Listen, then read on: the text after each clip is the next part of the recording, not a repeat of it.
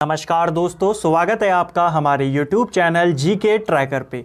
देखिए फ्रेंड्स, आज की वीडियो में हम बात करेंगे जो हमारी एक सीरीज़ थी उत्तराखंड के मोस्ट इम्पॉर्टेंट वन लाइनर्स को हम इस सीरीज़ के अंदर देखते हैं और आज हमारा इस सीरीज़ का ये 16वां पार्ट है। अभी तक हमने 15 पार्ट्स के अंदर 750 क्वेश्चन को अतिरिक्त तथ्यों के साथ कवर किया है। अगर आपने अभी तक पूरी सीरीज़ को आपने नहीं देखा, आप इसको प्लेलिस्ट में जाके देख सकते हैं। आज हमारा ये 16वां पार्ट होगा। इसमें भी उत्तराखंड के 50 वन लाइनर्स को कवर करेंगे। अतिरिक्त फैक्ट के साथ हम इनको यहाँ पे कवर करेंगे। तो चलिए फ्रेंड्स, आज की इस वीडियो को शुरू करते हैं। पहला प्रश्न है, उत्तरकाशी में स्थित विश्वनाथ मंदिर किस शैली में बना हुआ है? देखिए, जो उत्तरकाशी का विश्वनाथ मंदिर है, इसको लेकर के हाल ही में एक प्रश्न पूछा गया था कि इस मंदिर का जो जीर्णोद्धार है वो किसने करवाया था। इस मंदिर का जीर्णोद्धार जो सुदर्शन शाह थे, उनकी पत्नी रानी खनेती के द्वारा इसका जीर्णोद्धार करवाया गया था। क्योंकि ऑप्शन में रानी खनेती नहीं दिया गया था, तो ऑटोमेटिकली इसका आंसर सुदर्शन शाह होना था। ठीक है, ये तो जीर्णोद्धार की हमने बात करी।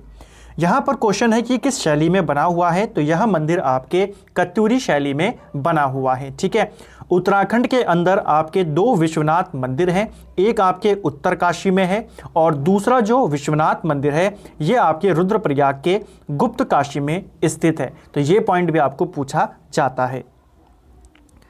नेक्स्ट क्वेश्चन है, कांसरो ताल कहाँ स्थित है? देखिए, जो ये कांसरो ताल है ये आपके देहरादून में स्थित है। देहरादून के निकट है आपका रायवाला, तो रायवाला के निकट ये ताल आपका स्थित है। ठीक है, ये आपको ध्यान रखना है। रायवाला में गंगा नदी में एक नदी आकर मिलती है जिसका नाम आपको पूछा जाता है। तो रायवाला में सोंग नदी, जो कि गंगा की सहायक नदी है, ये गंगा में आकर के मिलती है।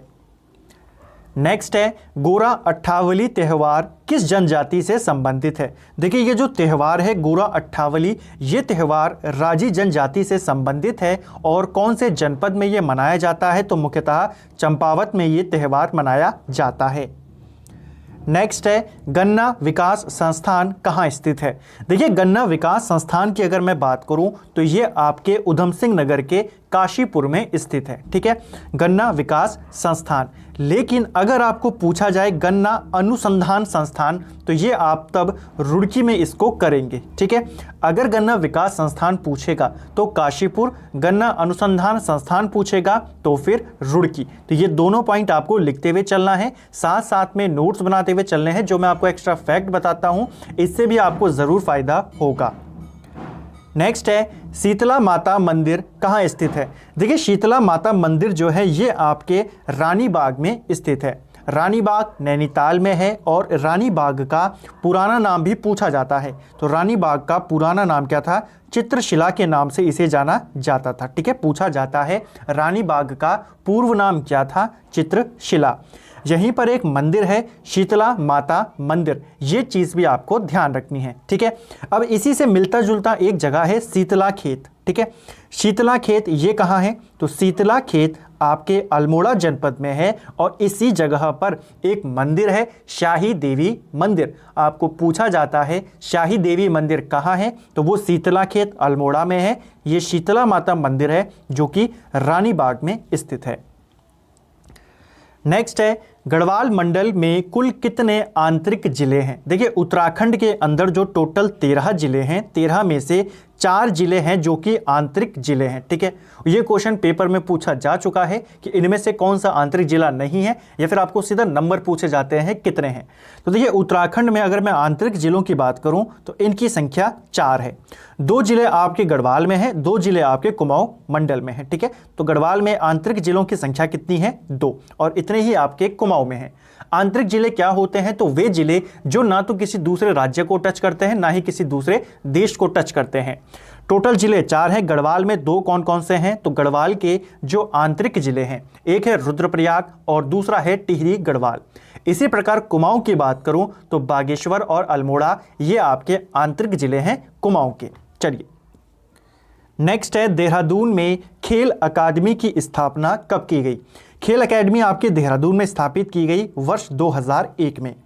मणिकर्णिका कुंड कहाँ स्थित है? इस क्वेश्चन को हमने कई बार कवर किया है लेकिन कंफ्यूजिंग क्वेश्चन है। ठीक है, मणिकर्णिका कुंड आपके रुद्रप्रयाग में स्थित है और इसी कुंड के बारे में माना जाता है कि इसके अंदर गंगा और यमुना दोनों की धाराएं यहाँ पे मिलती हैं। ठीक है, मणिकर्णिका कुंड कहाँ है? रुद्रप्रयाग में स्थित है। अब बात करेंगे मणिकर्णिका घाट की। ठीक है, अगर आपको पूछा जाए मणिकर्णिका घाट ये कहाँ है, तो ये आपके उत्तरकाशी जनपद में स्थित है। नेक्स्ट है राज्य विधि कॉलेज कहाँ स्थित है? तो राज्य विधि कॉलेज ये आपके चमोली के गोपेश्वर में स्थित है। पुरानी टिहरी बांध में कब विलीन हुई थी? यानी कि जो पुरानी टिहरी थी ये कब डूबी थी? ये डूबी थी 29 अक्टूबर 2005 को जो पुरानी टिहरी थी वो डूब गई थी। ठीक है, पुरानी टिहरी को हम गणेश प्रयाग के नाम से भी जानते हैं। नेक्स्ट है सुंदरलाल बहुगुणा का संबंध किस जनपद से है?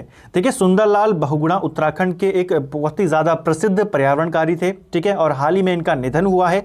मई 2021 में ऋषिकेश में इनका निधन हुआ है। तो इनको लेकर के कुछ बातें हैं जिनको हम यहाँ पर रिवीजन कर लेते हैं, क्योंकि इनको लेकर प्रश्न पूछा जा सकता है। सुंदरलाल बहुगुणा जो हैं ये टिहरी जनपद से संबंधित है। टिहरी में एक गांव है मरोड़ा गांव।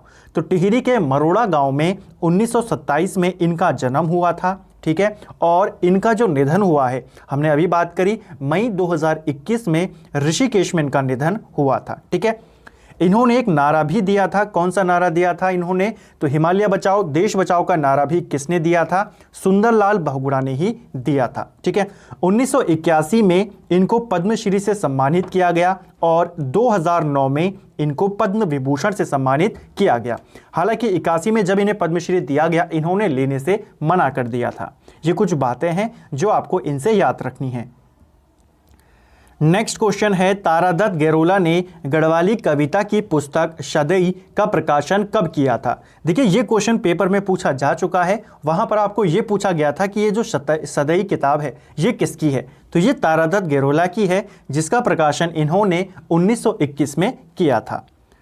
नेक्स्ट है श्रीदेव सुमन के बचपन का नाम क्या था? काफ़ी आसान क्वेश्चन है लेकिन इंपॉर्टेंट क्वेश्चन है, कई बार पूछा गया है। श्रीदेव सुमन के बचपन का नाम था श्रीदत्त बड़ोनी। ठीक है, ये आपको ध्यान रखना है।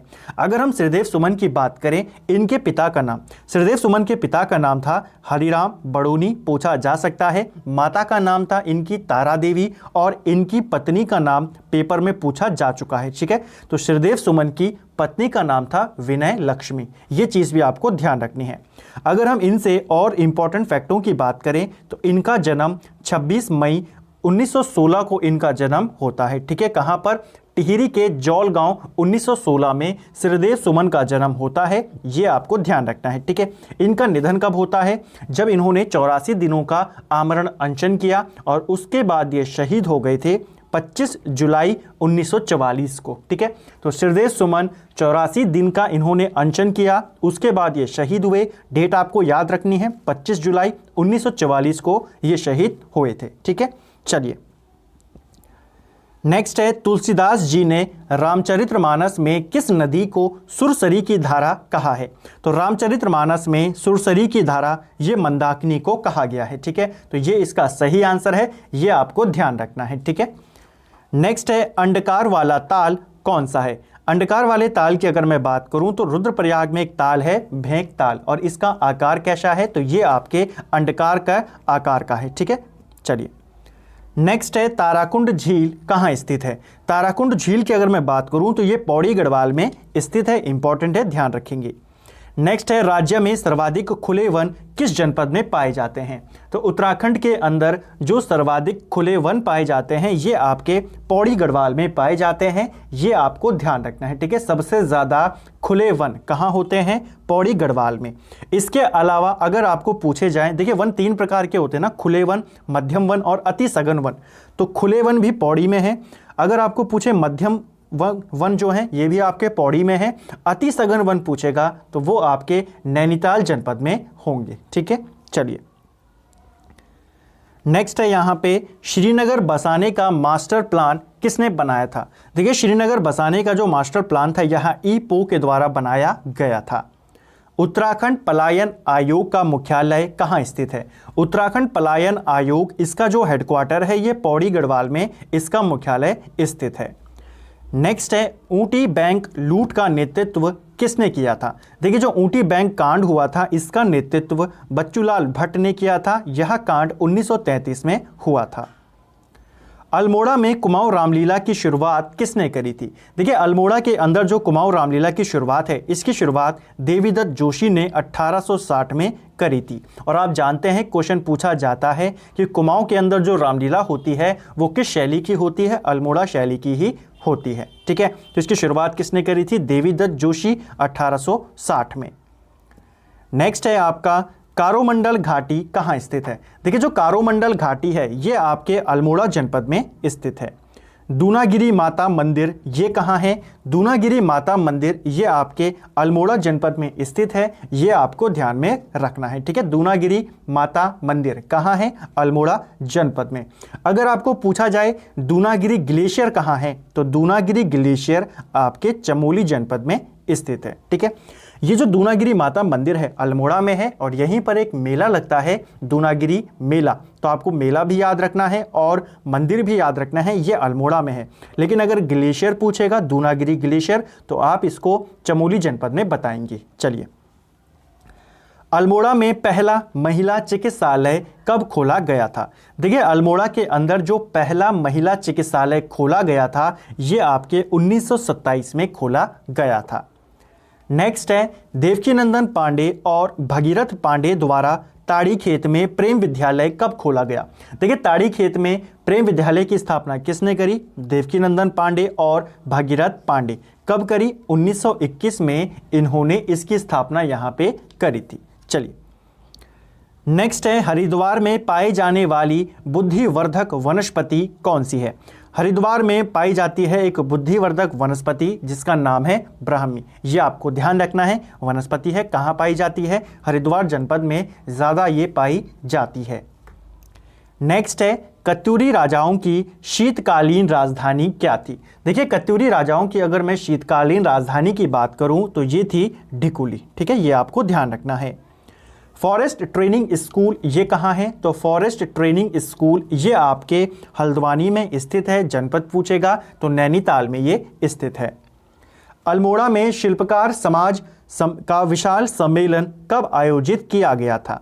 देखिए अल्मोड़ा के अंदर शिल्पकार समाज का जो विशाल सम्मेलन आयोजित किया गया ये कब किया गया था, ये आपके डेट सहित आपको याद रखना है। 25 सितंबर 1925 को इसको यहाँ पे बनाया गया था। ठीक है, इसको यहाँ पे आयोजित किया गया था। नैनीताल में सेवा राम सभा की स्थापना कब हुई थी तो नैनीताल के अंदर सेवा राम सभा की स्थापना 1918 में की गई थी। ठीक है, आपको सीधा ऐसे भी पूछ सकता है 1918 में सेवा राम सभा की स्थापना कहाँ पर की गई तो ये आपके नैनीताल में की गई। चलिए, नेक्स्ट है मानस खंड में गंगोली हाट के लिए किस शब्द का प्रयोग किया गया है। मानस खंड में जो गंगोली हाट है पिथौरागढ़ में, इसके लिए शैल देश शब्द का प्रयोग किया गया है, ये आपको ध्यान रखना है। नेक्स्ट है नन्ही परी इंजीनियरिंग कॉलेज कहाँ स्थित है। नन्ही परी इंजीनियरिंग कॉलेज आपके पिथौरागढ़ जनपद में स्थित है। कौसानी का संस्थापक किसे माना जाता है तो कौसानी का संस्थापक भी हेनरी रैमजे को माना जाता है, ये आपको ध्यान में रखना है। ठीक है, कौसानी का संस्थापक किसको माना जाता है, हेनरी रैमजे को माना जाता है। नेक्स्ट है उत्तराखंड का पहला चिड़ियाघर कौन सा है। देखिए उत्तराखंड के अगर मैं पहले चिड़ियाघर की बात करूं तो ये है देहरादून जू। ठीक है, जो देहरादून चिड़ियाघर है ये उत्तराखंड का पहला चिड़ियाघर है। इसी का पूर्व नाम था मालसी डियर पार्क, ये भी आपको पूछा जा सकता है। राज्य में अन्य पिछड़ा आयोग का गठन कब किया गया था। देखिए राज्य के अंदर जो अन्य पिछड़ा आयोग है इसका गठन 27 मई 2003 में किया गया था। ठीक है, और इसी दिन जो राज्य अल्पसंख्यक आयोग है उसका गठन भी किया गया था। ठीक है, इन दोनों आयोगों का जो हेडक्वार्टर है वो आपके देहरादून में स्थित है। भारतीय सैन्य अकादमी यानी कि इंडियन मिलिट्री एकेडमी IMA की मुख्य इमारत का नाम क्या है। देखिए जो IMA है इसकी जो मेन इमारत है इसका नाम है चैटवुड इमारत, और इस इमारत का जो डिज़ाइन बनाया था RT रसेल के द्वारा इस इमारत का डिज़ाइन बनाया गया था। ठीक है, नेक्स्ट है मंजियाली का सूर्य मंदिर किस नदी के तट पर स्थित है। देखिए जो मंजियाली का सूर्य मंदिर है ये आपके कौन सी नदी के तट पर स्थित है। तो मंजियाली का सूर्य मंदिर, पहले तो इसकी लोकेशन की बात करते हैं, तो ये आपके उत्तरकाशी के पुरोला में स्थित है, ठीक है। और यहाँ पे कौन सी नदी के तट पर है, तो ये आपके जो कमल नदी है उस नदी के तट पर ये स्थित है। रक्षा जैव ऊर्जा अनुसंधान संस्थान कहाँ स्थित है। देखिए जो रक्षा जैव ऊर्जा अनुसंधान संस्थान है ये आपके हल्द्वानी में स्थित है। लेकिन अगर आपको पूछा जाए रक्षा कृषि अनुसंधान संस्थान, ठीक है, जैव और ऊर्जा की जगह पे यहाँ पे अगर कृषि लिख दिया जाए रक्षा कृषि अनुसंधान संस्थान, तो ये अल्मोड़ा हो जाएगा और ये पेपर में पूछा जा चुका है, ठीक है। तो ये दोनों बातें आपको ध्यान रखनी है। अगर यहाँ पे रक्षा कृषि अनुसंधान संस्थान पूछेगा तो अल्मोड़ा, और अगर रक्षा जैव ऊर्जा अनुसंधान पूछेगा तो ये आपका हल्द्वानी होगा। नेक्स्ट है आर्यों ने उत्तराखंड को किस नाम से संबोधित किया था। देखिए जब आर्य उत्तराखंड में आए तो इन्होंने उत्तराखंड को योनि देवकृत के नाम से संबोधित किया था, तो ये आपको ध्यान में रखना है। आर्यों ने उत्तराखंड को क्या कहा था, इन्होंने उत्तराखंड को योनि देवकृत कहा था। कालो का डांडा का नाम किस वर्ष लैंसिडॉन किया गया। आप जानते हैं ये क्वेश्चन पेपर में पूछा जा चुका है कि लैंसिडॉन का पूर्व नाम क्या था। लैंसिडॉन को पहले कालो का डांडा कहा जाता था। 1890 में इसका नाम कालो का डांडा से हटाकर लैंसिडॉन कर दिया गया, ठीक है। इसके अलावा लैंसिडॉन को कालेश्वर नगर भी कहा जाता है, ये पॉइंट भी आपको ध्यान रखनी है, ठीक है। कालेश्वर नगर क्यों, क्योंकि यहाँ पे कालेश्वर एक प्रसिद्ध मंदिर है, इसी के नाम पे इसको कालेश्वर नगर भी कहा जाता है। नेक्स्ट है राज्य में प्रचलित मशक बीन का मूल स्थान कहाँ है। देखिए राज्य के अंदर एक प्रसिद्ध वाद्य यंत्र है मशक बीन, ये मुख्यतः किस देश का है, तो ये आपके स्कॉटलैंड का एक वाद्य यंत्र है। खुड़बुड़ा का मैदान किस नदी के किनारे स्थित है। देखिए जो खुड़बुड़ा का मैदान है काफ़ी ऐतिहासिक मैदान है, इसी मैदान पे प्रद्युमन शाह गोरखों से लड़ते हुए शहीद हुए थे। तो ये मैदान आपके देहरादून में विंदाल नदी के तट पर स्थित है, ठीक है। पूछा जाएगा खुड़बुड़ा का मैदान कहाँ है, देहरादून में, और विंदाल नदी के तट पर ये स्थित है। विंदाल की अगर मैं बात करूं तो विंदाल नदी जो है ये आपके किस नदी की सहायक नदी है, तो एक नदी है सिसवा, ठीक है। तो विंदाल और विंदाल के साथ एक और नदी रिस्पना, ये दोनों नदियां सिसवा नदी की सहायक नदी हैं, ठीक है। विंदाल और रिस्पना नदी किसकी सहायक है, ये आपके सिसवा की सहायक नदी हैं। और ये जो सिसवा नदी है ये आपके सोंग नदी की सहायक नदी है, ठीक है। सिसवा सोंग की है, रिस्पना और विंदाल सिसवा की है, और सोंग किसकी है, ये गंगा की है। नेक्स्ट है उत्तराखंड में राजस्व पुलिस व्यवस्था पुस्तक के लेखक कौन है। देखिए उत्तराखंड के अंदर जो राजस्व पुलिस व्यवस्था है, इस किताब ये जो लिखी गई है इस किताब को देवेंद्र उपाध्याय ने लिखा है, इसका नाम आपको याद रखना है, ठीक है। अगर मैं बात करूं उत्तराखंड में राजस्व पुलिस व्यवस्था लागू कब की गई, ये क्वेश्चन बहुत बार पूछा गया है और हाल ही में भी पूछा गया था। 1874 में उत्तराखंड के अंदर राजस्व पुलिस व्यवस्था को लागू किया गया। उस समय कमिश्नर कौन था, आप जानते हैं हेनरी रैमजे उस समय कमिश्नर था। उत्तराखंड का अकबर किसे कहा जाता है, तो उत्तराखंड का अकबर यहाँ पे कीर्ति शाह को कहा जाता है, ठीक है। पूछा जाता है किस पंवार शासक को उत्तराखंड का अकबर कहा जाता है, तो ये कीर्ति शाह को कहा जाता है। शिवालिक पहाड़ियों को प्राचीन काल में क्या कहते थे। देखिए जो शिवालिक पहाड़ियाँ हैं इनका जो प्राचीन नाम है या प्राचीन काल में इनको क्या कहा जाता था, तो इसे मैनाक पर्वत कहा जाता था, ठीक है। जगनी मेला कहाँ और कितने साल के बाद लगता है। देखिए जो ये जगनी मेला है काफ़ी इंपॉर्टेंट है, ये आपके पिथौरागढ़ में लगता है और हर 15 साल में ये मेला लगता है, ठीक है। तो ये आपको पूछा जा सकता है इनमें से कौन सा मेला 15 साल में एक बार लगता है। जगनी मेला कहाँ लगता है, पिथौरागढ़ में।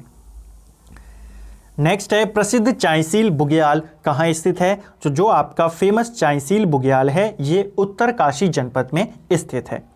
देहरादून में विनोबा ग्रामोद्योग संघ की स्थापना कब की गई। देखिए देहरादून में स्थापित किया गया विनोबा ग्रामोद्योग संघ, इसकी स्थापना 1954 में की गई, ये आपको पूछा जा सकता है।